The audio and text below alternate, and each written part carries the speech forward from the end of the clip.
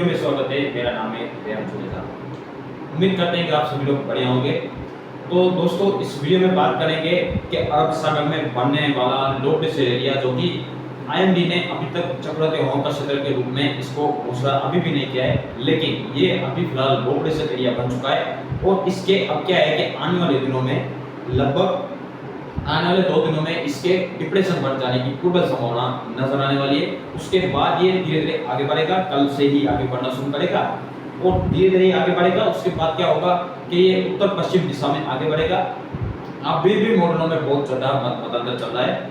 अभी मॉडलों के हिसाब से देखें तो कुछ मॉडल है वो ऐसे प्रतीत करें कि ये आगे बढ़ेगा और उत्तर पश्चिम दिशा में आगे बढ़ता हुआ थोड़ा सा आगे बढ़ेगा। गर्मी देख सकते हैं सब कितनी गर्मी है। तो ये थोड़ा सा उत्तर पश्चिम दिशा में ये आगे बढ़ेगा। उसके बाद कुछ मॉडल ऐसे प्रतीत करें, जीपीएस के अनुसार देखें तो वो डायरेक्ट गुजरात के ऊपर हिट कर रहा है, जो कि लगभग पोरबंदर से लेकर कच्छ के बीच में इसका डायरेक्ट हिट करने वाला है डिप्रेशन या ऐसा चक्रवाती तूफान के रूप में।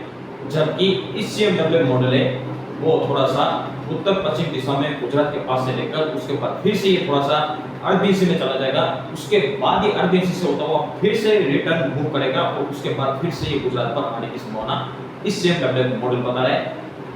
आईएमडी के जीपीएस की बात करें तो वो जीपीएस ऐसा प्रतीत कर रहा है कि ये गुजरात के पास से गुजरेगा, उसके बाद कराची पोर्ट के आसपास ही पहुंच सकता है। कराची पोर्ट से फिर रिकवर करके फिर गुजरात आ सकता है। मतलब कि मॉडल जो भी दिखा रहे हैं, चाहे वो गुजरात पर मतलब कि वो नजदीक से पसंद करें या फिर गुजरात को बता रहे हैं, सब मॉडल का एक झुकाव करा है कि गुजरात पर इसके आने की संभावना बढ़ती जा रही है। लगभग 80 से लेकर 90% ऐसी संभावना है कि गुजरात के ऊपर ही आएगा ये सिस्टम और बहुत ज्यादा हवाई वाली बारिश देगा। लगभग सोमनाथ से लेकर जो ये इलाके द्वारका के बीच में इलाके और जो लगभग कच्छ के कुछ पार्ट से यहाँ पे बहुत ज्यादा खतरा है। अभी फिलहाल थोड़ी सी सावधानी बरतने की जरूरत है। अभी जो है बहुत ज्यादा डरने वाली बात नहीं, लेकिन खतरा अभी भी टला नहीं है। ये सिस्टम का मूवमेंट है और अभी फिलहाल ऐसी उम्मीदें आप मान सकते हैं कि इसके चक्रवाती तूफान बनने की भी संभावना बढ़ती जा रही है, जो कि बहुत गफलत में मत रहिएगा। ये चक्रवाती तूफान भी बन सकता है। अगर आपको समझ में है कि नहीं ये हमारे यहाँ नहीं आएगा, ये दूर से चला जाएगा या फिर बाजू में आएगा, उससे बाजू में आएगा फिर ये दूर चला जाएगा, तो ऐसा कुछ भी नहीं है।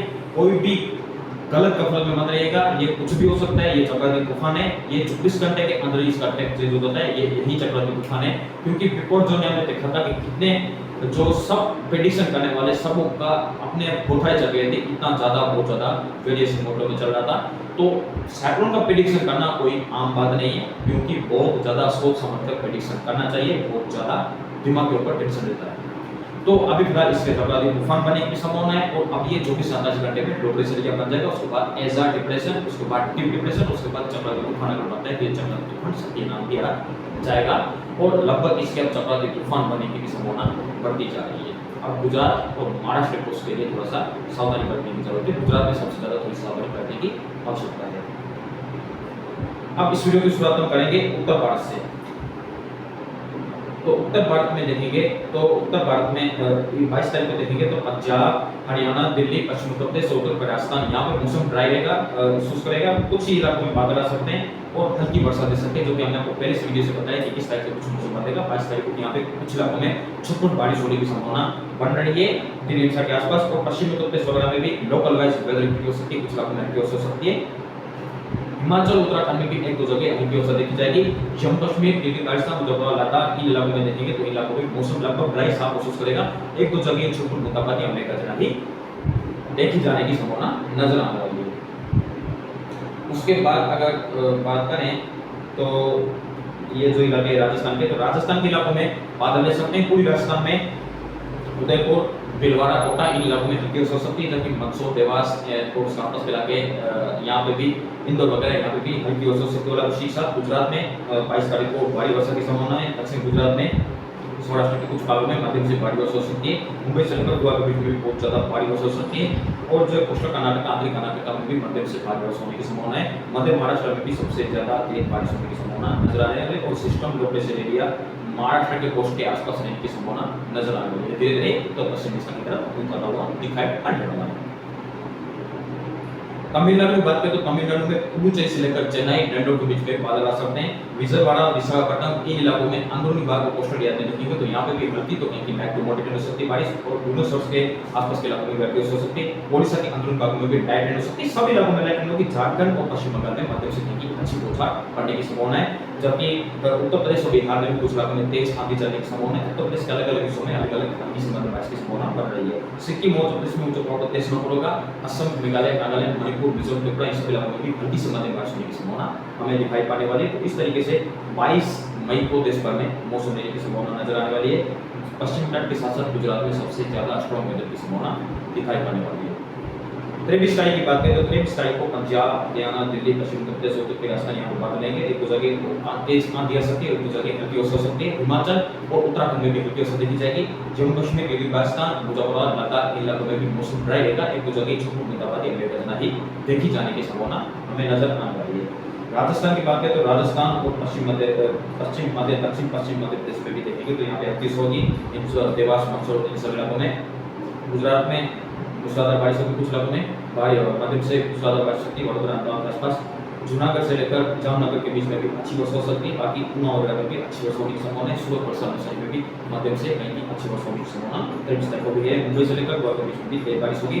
कोस्टल कर्नाटक, आखिरी कर्नाटक, केरल में भी कुछ इलाकों में भारी वर्षा होने की संभावना नजर आने वाली है और मूसलाधार बारिश कुछ इलाकों में हो सकती है। मानसून केरल के ओर पहुंच जाएगा या फिर 10 तक भी दे सकता है 23 तारीख के आसपास। चेन्नई और नेल्लोर के आसपास भी हल्की वर्षा हो सकती है और विशाखापट्टनम, भुवनेश्वर इन सब इलाकों में भी हल्की वर्षा हो सकती है। कुछ इलाकों में लाइट टू मॉडरेट रेन होगी। ओडिशा के अनुपा, छत्तीसगढ़ के अंदरूनी भागों में भी हल्की से मध्यम बारिश हो सकती है, जबकि जमशेदपुर, धनबाद, रांची इलाकों में भी लाइट टू मॉडरेट तो हल्की अच्छी वर्षा ओलावृष्टि के साथ हो सकती है। पश्चिम बंगाल में भी कोलकाता वगैरह में कुछ इलाकों में अच्छी वर्षा की संभावना है, जबकि उत्तर प्रदेश में देखेंगे तो गोरखपुर, उसके आसपास इलाके में गाजीपुर, वाराणसी और जो बस्ती वगैरह यहाँ पे भी और तेज आंधी के साथ कुछ इलाकों में हल्की वर्षा हो सकती है। बिहार में भी भागलपुर वगैरह में पूर्णिया वगैरह बादल आ सकते हैं। दरभंगा, पटना वगैरह में यहाँ पे भी हल्की से मध्यम बारिश दे सकते हैं ओलावृष्टि के साथ ये बादल। और सिक्किम मध्य प्रदेश में स्नोफॉल हो सकता है, जबकि कुछ इलाकों में स्नोफॉल नीचे हल्की से मध्यम बारिश होगी। जबकि असम, मेघालय, नागालैंड, मणिपुर, मिजोरम और त्रिपुरा में भी कुछ इलाकों में हल्की तो कुछ इलाकों में लाइट टू मॉडरेट भी होने की संभावना हमें नजर आ रही है। तो इस तरीके से 22-23 तारीख को मौसम रहेगा। पश्चिम तट के साथ साथ गुजरात में सबसे ज्यादा बारिश की संभावना है और अरब सागर पूरी तरीके से एक्टिव मोड में नजर आने वाला है और 23 तारीख के आसपास ये डिप्रेशन भी बन जाएगा। इसके आगे जो भी अपडेट होगा इसके बारे में लगातार नजर रखनी है कि अगर ऐसा कोई भी इमरजेंसी अपडेट होगा तो रात के समय में भी अपडेट दिया जाएगा आपको, क्योंकि ये साइक्लोन ने इसके बारे में कोई भी ऐसा ज्यादा अगर मूवमेंट होगा तो इसके बारे में आपको रोज अपडेट दिया जाएगा। अगर ऐसा होता है तो इसके बारे में लगातार नजर रखेंगे, हम आपको रोज से भी अपडेट करते रहेंगे। आप हमारे चैनल के साथ बस लगातार जुड़े रहिएगा। और मानसून की आज कोई प्रोग्रेस नहीं हुई है, अगर मानसून की कोई प्रोग्रेस होगी तो आपको पोस्ट के माध्यम से बता दिया जाएगा। धन्यवाद।